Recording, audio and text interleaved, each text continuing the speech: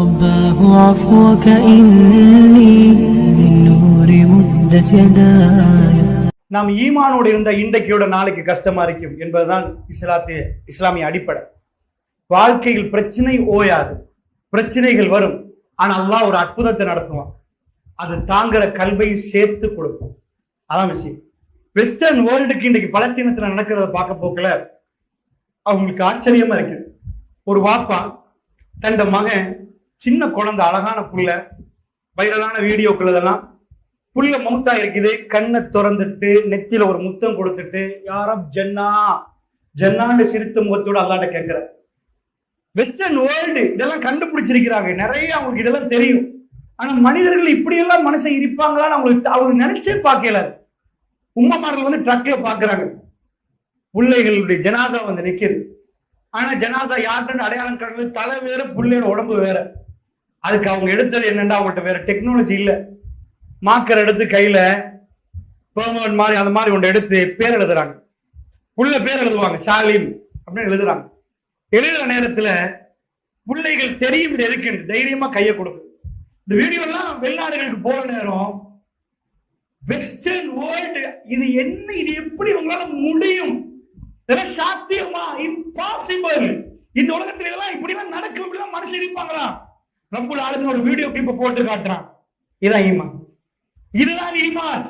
குல் ஆமன்து பில்லாஹ் சும்ம இஸ்தகீம். நிறைய பேர் கேக்குறாங்க, யார் கேக்குறாங்க என்ன, நாம முஸ்லிம், பலஸ்தீன் முஸ்லிம்கள் அல்லாஹ்வின் பக்கம் நிக்கிற நேரம் இவ்வளவு உயிரிழப்பு நடக்கணுமா, இவ்வளவு சின்ன பிள்ளைகள் மூத்தாகணுமா? அல்லாஹ்வின் நல்லடியார்களே, சஹாபாக்களும் ரசூலுல்லாஹ்வும் நிக்கிற நேரம் நடக்காததா? அவர்கள் பறி கொடுக்காததா? அவர்கள் இறக்காததா? என்ன ஜன்னா சீப் இல்ல, இட்ஸ் வெரி வெரி எக்ஸ்பென்சிவ். அதுக்கு சல்லி கட்டி போக இயலுமண்டா உள்ள பணக்காரங்களை இப்ப ஸ்லாட்ட புக் பண்ணலாம். அதுக்கு பதவியால் போகலாம்டா உள்ள பதவியை வச்சு அன்றைக்கு புக் பண்ணலாம். லஞ்சம் கொடுத்தாவது யாராவது ஒரு மடக்க பிடிச்சு போலாம்டா அதுக்கு மால் இருக்குது. ஆனால் அப்படி எதுவும் செய்ய இயலாது. அதுக்கு வாழ்க்கைய கொடுக்கணுமா, உங்க லைஃப் கொடுக்கணுமா, நீங்க விடுற மூச்சு கொடுக்கணுமா, உங்க நேரத்தை கொடுக்கணுமா, உங்க பாதத்துல நீங்க நடக்கிறது கொடுக்கணுமா, உங்க டைம், உங்க கண், உங்க கை, உங்க கால், உங்க அத்தனை நான் என்னை கொடுக்கணுமா? It's so expensive. அதனால தான் சொல்றான், ஜன்னாக்குரிய குவாலிஃபிகேஷன் என்ன? அவர்களை பிடித்த ஆட்ட என்ன? பூமியை பிடிச்ச ஆற்றலுமே. அல்லாஹ் ஒரு மனுஷனை பிடிச்ச ஆற்றணும் நீங்க என்ன நினைக்கிறீங்க? அசந்து போயிடுவான். அல்லாஹ் ஆற்ற ஆட்டத்தை வந்து குர்ஆன் சொல்லுது சில இடங்கள்ல. அதெல்லாம் சொல்ல போனா வேற மாதிரி ரொம்ப இதா போயிடும். ஒரு இருக்கு சொல்றேன், அல்லாஹ் ஜில்சாலன் ஷதீதான்றான் குர்ஆன்ல. அல்ஜாபுல கட்டும், அதாவது கண்ணு முன்னாடி அவ்வளவு பேர் மௌத்தா போவாங்க ஒரு சிச்சுவேஷன். அதான் ஜில்சாலன் ஷதீதா, கட்டுமே பிடிச்சு ஆட்டுவான். அப்படி ஆற்ற நேரம் எல்லாம் ஆமன்து பில்லாஹ் சொன்னவரை இன்றைக்கு ஆமன்து பில்லாஹ். நாங்க பள்ளியில வித்தியாசமா பேசுவோம். மற்ற சில இடங்கள்ல என்ன சொல்லுவாங்கடா, இறைவனை நீங்கள் நெருங்கினால் உங்கள் பிரச்சனை முடிந்து விட்டது. நாங்க சொல்றோம், இறைவனை நெருங்கினால் பிரச்சனை தொடங்கி விட்டதுன்னு சொல்றோம்.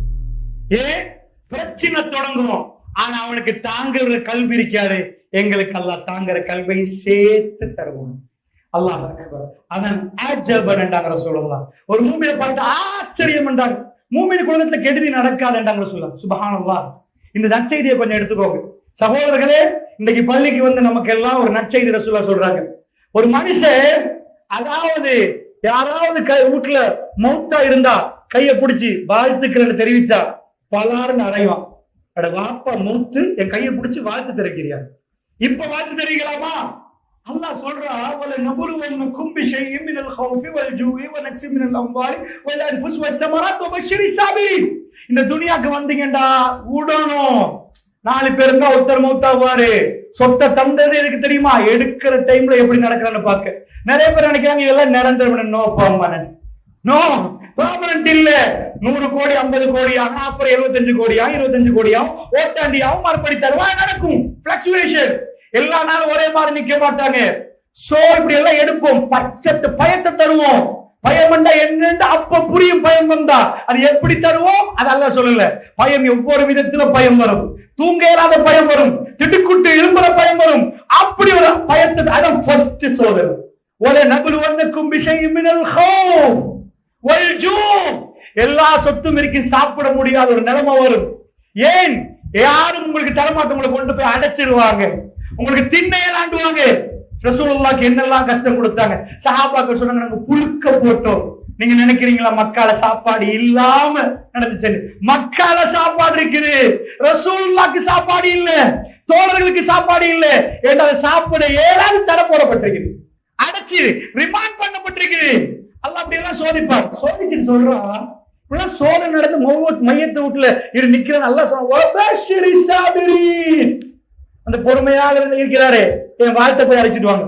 மையத்தூட்டுக்கு வாழ்த்து வருவதாம் இஸ்லாம் கன்செப்ட். கொஞ்சம் யோசிச்சு பாருங்க. மையத்து ஜனாசால நிக்கிறார்,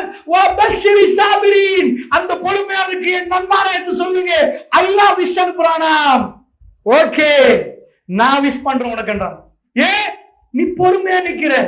ஜன்னாக்குரிய குவாலிஃபிகேஷன் என்ன?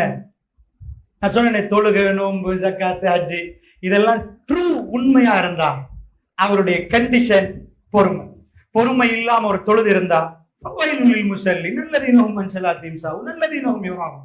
தொழுகையாளிகளுக்கு கேடு உண்டாகும் என்று அல்லாஹ் சொல்றார். முனாஃபிக்கள் சொன்ன காமு குசாலா, சோம்பேறிகளாக தொழுகிறார்கள். தூக்கி வீசும் அந்த தொழுகையாவா. நீ என்னடா தொழுக அந்த தொழுகை இன்ன ஸலாத்த தன்னா அனில் ஃபஹ்ஷாஇ வல் முன்கர். தொழுகை ஃபஹ்ஷாக்களை தடுக்கணும், மானக்கேடு தடுக்கணும். வீட்டுல போய் இன்றைக்கு அந்த அசிங்கமான படமா நீங்க தொழலாம் சார், நீங்க தொழலாம் சார். வல் முன்கர், கெடுதியை தடுக்கணும். இதெல்லாம் தடுக்கணும். நீங்க தொழுகிறது உங்களுக்கு பயம் வரணும். டிவி பாக்குறீங்க, கிரிக்கெட் பாக்குறீங்க, ஆடுற ஆட்டத்தை ஆடுறாங்க பொம்பளை. நான் பிள்ளைகளுக்கு சொல்லிட்டு வர மகன் பேச வரப்போகல. இன்னைக்கு இந்த மெச்சாமே இது மெச்சாம நான் சொன்ன ஒரு டைம்ல நான் மெச்சண்டா அப்படி பைத்தியம், அவ்வளவு பைத்தியம். அவருக்கு சொல்லி கொடுத்த மெச்சண்டா அப்படி பைத்தியம். இன்னைக்கு என்ன நடக்காது போய் சல்வானியை போட்டு உட்கார்ந்து பார்ப்போம். ஆனா என்றைக்கு கிரிக்கெட் என்று சொல்லி போட்டது சூதாட்டம் என்று தெரியும், என்றைக்கு போய் பொம்பளையில ஆட விட்டு அது கிரிக்கெட் என்றார்களோ அன்றைக்கு ஒரு முஸ்லீமுக்கு அது ஹராம். அதை எப்படி பார்ப்போம்? அரை நிர்வாணிகளோடு அவர்கள் ஆடுற நேரம் எப்படி வாப்பா புள்ள உமா உட்கார்ந்து நீங்க பார்ப்பீங்க. அதாவது அல்லாஹ்வுடைய நல்லடியார்களே, இதுதான் ஒரு முஸ்லிமை பொறுத்தளவுல அவனுக்கு எது விருப்பமோ அதெல்லாம் தடையாகுமா? சில நேரம் இந்த மாதிரியான பித்ராக்கள் ஒரு அல்லாஹ் சோதிப்பான். சோதிக்கிற ஆன்சர் என்ன? சபர்.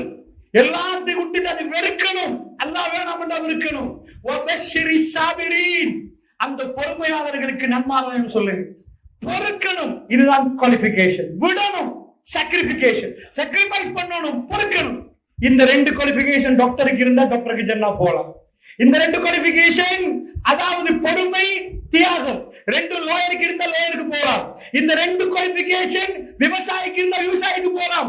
இந்த ரெண்டு குவாலிஃபிகேஷன் முடத்துக்கு இருந்தா முடத்துக்கு போலாம். ஒரு மடையனுக்கு இருந்தாலும் போலாம். அவ்வளவுதான், இந்த ரெண்டு வேணும். அதனாலதான் சொன்ன தொழுது மட்டும் ஜென்னாக்கு போயிடாது. இந்த ரெண்டு குவாலிஃபிகேஷன் வெளியே வரணும். சபர், சாக்ரிஃபைஸ். அல்லாஹ் சொல்றான், அவங்களுக்கு அதெல்லாம் செஞ்சோம். அதாவது ஹத்தா யகூல ரசூல் வல்லதீன ஆமனு மஅஹு, ஈமான் கொண்டவர்களும் நபிமார்களும் மத்தா நஸ்ருல்லாஹ், அல்லாஹ்வுடைய உதவி எங்க? இன்னைக்கு உலகத்துல வெளியில இருந்து கேக்குறாங்க, பலஸ்தீனத்துக்கு எப்ப அல்லாஹ்வுடைய உதவி வரும்? அல்லாஹ் சொல்றான், அல்லாஹ்வுடைய உதவி வரான்னு சொல்லல. அலா இன்ன நஸ்ருல்லாஹி கரீம், அல்லாஹ்வுடைய உதவி கிட்ட வந்து சேர காட்டி பொறுத்தேறீங்க. கிட்டன்றான், அது பக்கத்துல வர காட்டி பொறுமை இல்லையா? ஆகும் ஃபெயில் என்றான். நடக்கிற நேரம் மிருகத்தனம் மாதிரி இருக்கும், ரத்தம் வடியுது, என்னப்பா பிள்ளை மௌத்தாது. பொறுங்க, இது வாழவே இல்லையப்பா, அங்கதானே வாழ்க்கை. இது என்னமோ கொஞ்சம் ஒரு எக்ஸாம் நடத்தினா இத வாழ்க்கைன்னு நினைச்சிட்டீங்கன்னா இங்க வாழ வரல, அங்க மௌத்தாக மாட்டேனா. அங்க உங்களுக்கு இடுப்பு வலி வராது, முட்டு வலி வராது, கிட்னி பிரஷர் வராது, கொலஸ்ட்ரால் இல்ல, வேண்டியது சாப்பிடுங்க, ஒண்ணு இல்ல, நோ ப்ராப்ளம். அங்க எல்லாமே ஓகே. இங்க இது என்ன லைஃப்? அங்க போன போல சொல்லுங்க, எவ்வளவு காலம் வாழ்ந்தீங்க? ஒரு நாள் இல்லப்பா, கொஞ்சம் நாள் சின்ன பகுதி, கணக்கு பார்த்த ஒரு ஆள் இருக்காது போல. அந்த அளவுக்கு ஒரு சிறிய பகுதி. இது கிளியர் கிளாஸால ஒரு மூமின் பார்க்கணும் சகோதரர்களே. இங்க வாழத்தான் வந்த ஒன்று பில்டிங் ஸ்ட்ரக்சர்லயே வாழ்க்கையை கழிச்சா நல்ல கெட்டுங்க, அல்ஹம்துலில்லாஹ், நோ ப்ராப்ளம். அல்லாஹ் ஒன்றை சொல்றான், ஏய்வல்லதீன ஆமனு துல்லிக்கும் அம்வாலுக்கும் வலா அவுலாதுக்கும் அன் ஸிக்ரில்லாஹ். உங்க சொத்து செல்வம் பிள்ளைகள் அல்லாஹ்வோட ஸிக்ரை விட்டு உங்களை பராமுகமாக்கினா யூ ஆர் அவுட். கெட்டுங்க, நல்ல கெட்டுங்க, நல்ல வாங்குங்க, பிரச்சனை இல்ல. அல்லாஹ்வோட ஸிக்ர்ல இருந்து அது போகும்டா வானம் பண்றாங்களா, வானம் அந்த இடத்துல நீங்க பண்ணாதீங்கடா. சோ அதனால குவாலிஃபிகேஷன் அல்லாஹ் கேட்கிற குவாலிஃபிகேஷன் அம் ஹஸிபுத்தும் மன் தத்குலுல் ஜன்னah. இதுக்கு முன்னாடி ஓடியது சூரத்துல் பக்ரா, இப்போ ஆல இம்ரான். அம் ஹஸிபுத்தும் மன் தத்குலுல் ஜன்னah, ஜன்னாவுக்கு என்ன லேசா நுழையணும்னு நினைக்கிறீங்களா? வலம்மா யஅலமில்லாஹு அல்லதீன ஜாஹது மின்கும் வயஅலமு ஸாபிரீன். உங்களில் பொறுமையாளர்கள் யார், உங்களில் தியாகிகள் யார் என்று அல்லாஹ் அறியாமல். அந்த வேர்டு சுப்ஹானல்லாஹ் தஃப்சீருடைய, அதாவது சில இமாம்கள் அறிஞர்கள் சொல்றாங்க, வலம்மா யஅலமில்லாஹு அல்லதீன ஜாஹது மின்கும் வயஅலமு ஸாபிரீன். அல்லாஹ் பயன்படுத்துற வாசகம் என்ன தெரியுமா? அல்லாஹ் உங்களை அறியாம. சில நேரத்துல தர்ஜுமாக்கள்ல அல்லாஹ் அறியாமல் அல்லாஹ்க்கு தெரியாதான்னு வந்துடக்கூடாது. அல்லாஹ் உங்களை அறியாமல் கிட்ட பேசலாம், கிட்ட கூப்பிட்டு அல்லாஹ் உங்களை அறியணுமேப்பா என்ன அர்த்தம் என்ன தெரியுமா? அல்லாஹ்க்கு தெரியும் நீங்க யாரு என்பதை காட்டணும். நீங்க யாரு என்பதை அல்லாஹ் பார்க்க ஆசைப்படுறான். அதுக்கு அர்த்தம் என்ன? அல்லாஹ் அறியாமல் அல்லாஹ் பிற மக்களுக்கு காட்டாமண்டா ஓகே, நீங்க யாருண்டா தியாகி நான் பாடணும், 100 பேர் பார்க்கணும். அல்லாஹ் அறியாமன்ற அர்த்தம் என்ன தெரியுமா? நீங்க அந்த தியாகம் பண்ற இல்லமா அல்லாஹ் அல்லாஹ் அல்லாஹ்னு சொல்ல போக்கல அல்லாஹ் சந்தோஷப்படுறான். அல்லாஹ் சந்தோஷப்படுறான். அல்லாஹ் உங்களை பார்க்காம, அந்த சபரை பார்க்காம, உங்க தியாகத்தை பார்க்காம ஜன்னத்தோட உங்களுக்கு தரப்படுமா? குர்ஆன் கேக்குது. சகோதரர்களை பேசுற எனக்கு கேட்கிற உங்களுக்கு, டோரை போய் தட்டின ஜன்னா ப்ளீஸ் ஓபன் தி டோர், நாங்க வெளியே நிக்கிறோம்டா, அந்த ஜன்னாட டோர் ஓபன் ஆகாது. எங்க லைஃப் அர்ப்பணிச்சே ஆகணும். அல்ஹம்துலில்லாஹ், அல்லாஹ் எனக்கும் உங்களுக்கு அருள் புரியணும். ரப்புக்காக ஒரு தியாகம் பண்றோம், ஒரு சின்ன தியாகம். வந்து உட்கார்ந்து அல்லாஹ்வுடைய மார்க்கத்தை கேட்கிறோம்.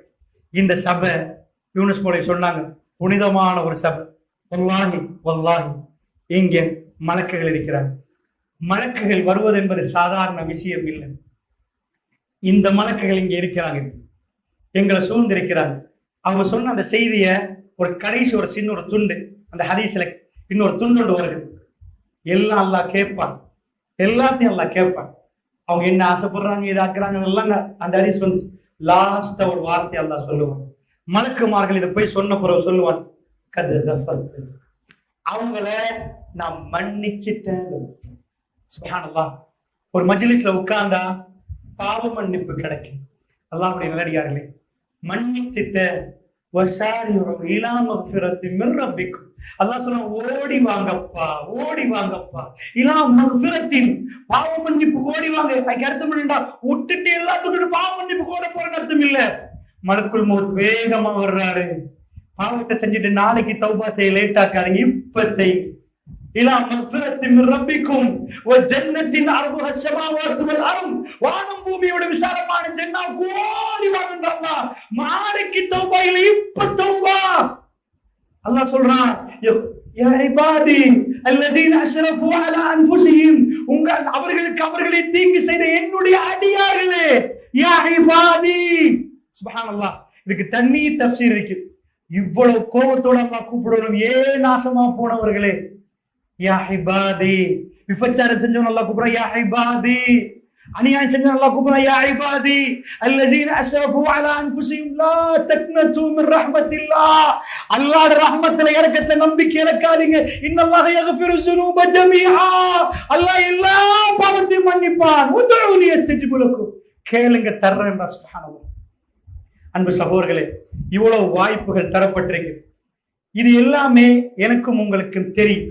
இன்னைக்கு நான் புதுசா ஒன்று சொல்ல, நான் பேசுவது என் ஈமானை உறுதியாக்கு, கேட்கிறது உங்க ஈமான பலப்படுது.